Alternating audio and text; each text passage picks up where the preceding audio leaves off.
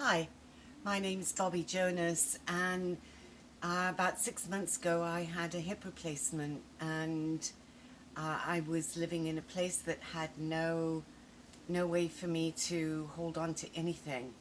Well, believe it or not, this is going to sound awful. When you're sitting on a toilet, you need something to hold on to get up. And then when you get into the shower, once you're able to, you need something to hold on to get out.